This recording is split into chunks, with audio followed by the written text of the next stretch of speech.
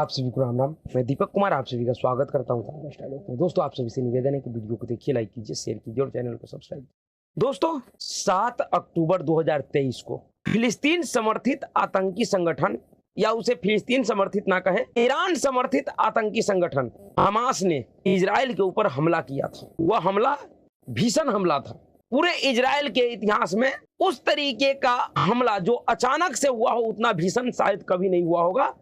उस तरीके का हमला हमास ने किया था। एक साथ 5000 रॉकेटों से हमला किया था इजराइल के ऊपर। उसके बाद हजारों की संख्या में हमास के आतंकी इजरायली क्षेत्र में घुसकर और ग्राउंड पर जाकर लोगों के ऊपर हमला किया था, जिस हमले में इजराइल के 1200 से अधिक नागरिकों की जान चली गई थी और 200-250 लोगों को हमास के आतंकियों ने बंधक बनाकर लाया था। 7 अक्टूबर के बाद से लेकर अब तक इजराइल ने जिस तरीके से हमास सहित जितने भी ईरान के पालतू आतंकी और कट्टरपंथी संगठन हैं, उस सबको अब ऐसा सबक सिखाया है जिसको भूलने में कई बरसों लगेंगे उनको। इस समय पूरे कट्टरपंथियों और जिहादियों के अंदर, उनके आकाओं के अंदर इजराइल का ऐसा खौफ बैठा हुआ है कि जिस व्यक्ति के लिए कहा जाता है कि वह ईरान का सबसे सुप्रीम लीडर है, हयातुल्ला अली खामनेई, वह इजराइल के डर से, इजराइल के सुरक्षा एजेंसियों के डर से अंडरग्राउंड हो गया है। किसी ने कल्पना नहीं किया था वह एक छोटे से देश और उस देश के सेना के डर से अंडरग्राउंड हो जाएगा। इजराइल का स्थिति ठीक उसी प्रकार का है जिस प्रकार से 32 दांत के बीच में एक जीभ का होता है। लेकिन ऐसी परिस्थिति में भी रहने वाला वह इजराइल, उस इजराइल के नागरिकों ने, उस इजराइल के सरकार ने एक तरीके से कट्टरपंथियों और जिहादियों का पूरा दुनिया हिला दिया है। 7 अक्टूबर के बाद से लेकर अब तक एक साल के अंदर अंदर इजराइल और इजराइल के फोर्स ने लगभग सभी बड़े आतंकी संगठन के बड़े नेताओं को, बड़े कमांडरों को 72 हुरों के पास पहुंचा चुका है। चाहे वह हमास का सुप्रीम नेता इस्माइल हानिया हो या फिर हिजबुल्लाह का सुप्रीम नेता हसन नसरुल्लाह हो। लेकिन इसके साथ ही साथ इन सभी संगठनों का जो पालनहार है ईरान, उस ईरान को भी उसके इस हिमाकत के लिए कठोर सजा दिया है इजराइल ने एक साल के अंदर ही। और उसी का असर है, उसी का परिणाम है कि आज ईरान का सुप्रीम लीडर इजराइल के खौफ के मारे अंडरग्राउंड हो गया है। उसी तरीके से जिस तरीके से खेतों में खरीफ फसल में अगर आग लग जाए तो जो चूहे होते हैं वह अपने बिल में घुस जाते हैं आग से बचने के लिए।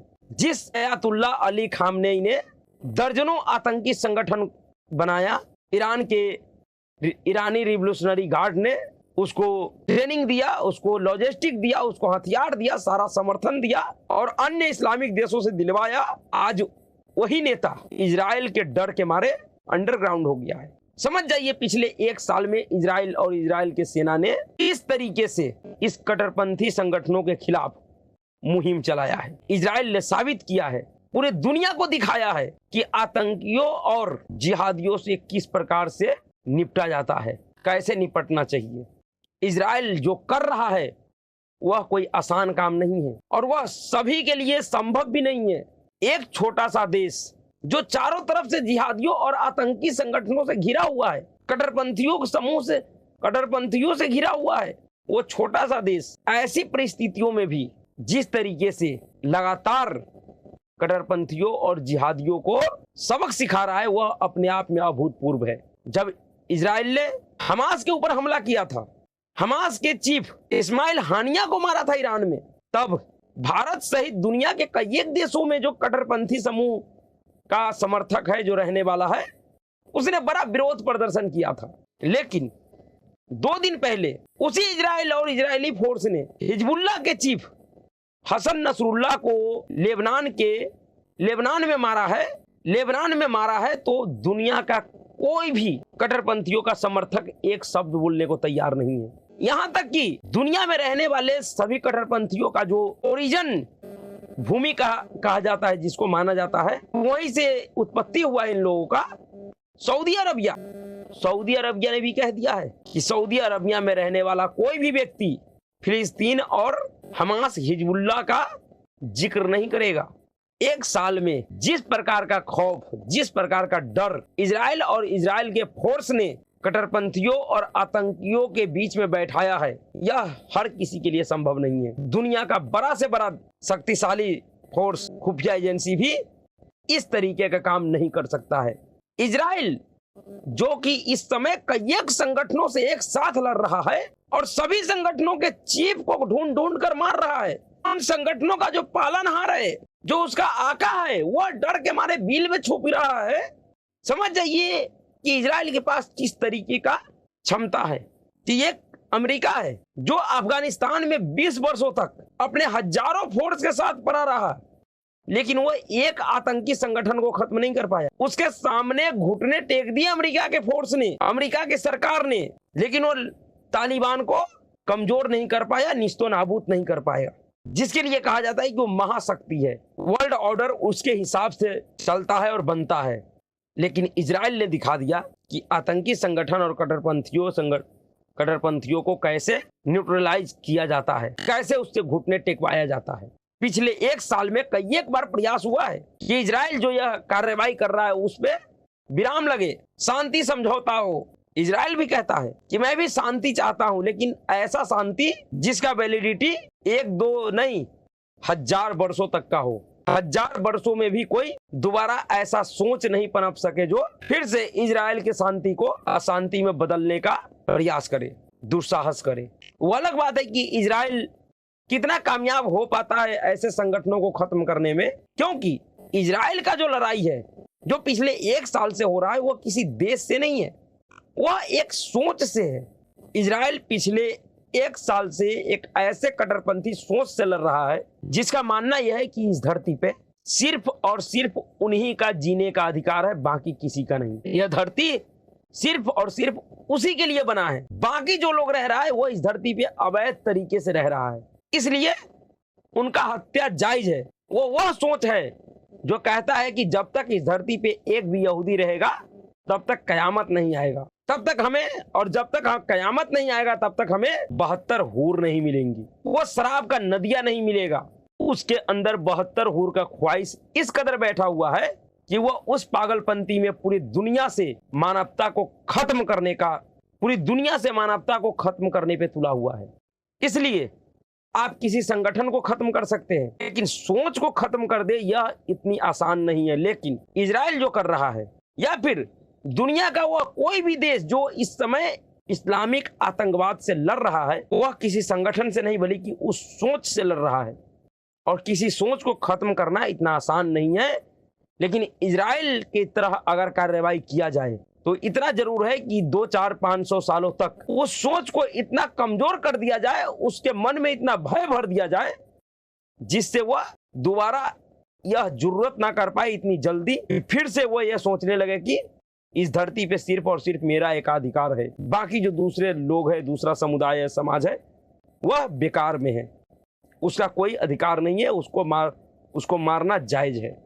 आज जो सोच इजराइल में रहने वाले यहूदियों को लेकर कट्टरपंथियों के मन में है, वही सोच इस समय बांग्लादेश में हिंदुओं के प्रति है, पाकिस्तान में हिंदुओं के प्रति है, और भारत में भी उस तरीके के सोच रखने वाले बहुत से व्यक्ति हैं जो यह मानता है कि यह धरती सिर्फ और सिर्फ उनका है, उनके लिए है, बाकी जो लोग हैं वह फालतू में रह रहे हैं, जबरदस्ती रह रहे हैं, उनको रहने का कोई अधिकार नहीं है।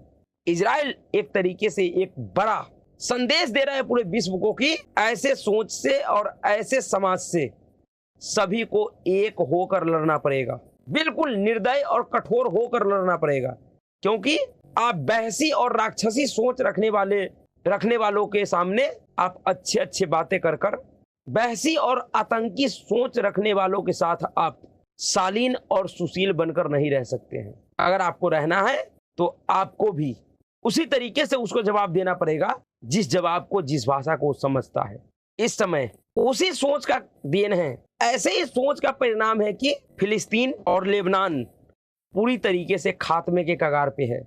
जैसा उसका हालात हो गया है, अब इन दोनों ही देशों को वर्तमान के परिस्थिति में लौटने के लिए कई एक वर्षों का इंतजार करना पड़ेगा। शायद अगर इन देशों ने भी, इन देश में रहने वाले पहले के लोगों ने भी उस सोच को पहले ही पहचान लिया होता उस सोच का विरोध पहले ही किया होता कि नहीं, यह धरती सिर्फ किसी एक का नहीं है, बल्कि जितने भी जीव जंतु है इस धरती पे सभी का यह धरती है, सबको रहने का अधिकार है।